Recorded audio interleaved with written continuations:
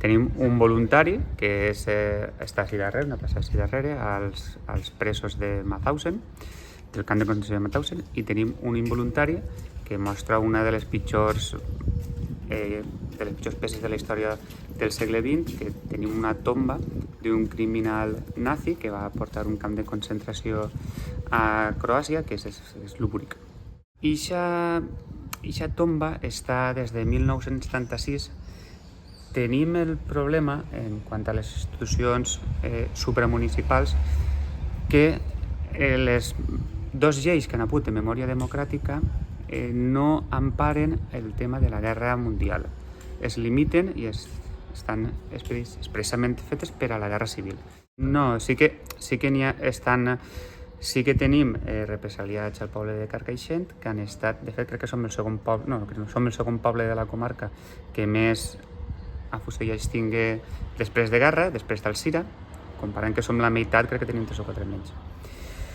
Sí que estan associats alguns, perquè la majoria estan al cementeri d'Alzira, però els que estan al cementeri de Paterna sí que n'hi ha gent en associacions de fosses comuns que estan buscant els seus familiars en Paterna. Els d'Alzira sí que estan localitzats per d'una forma.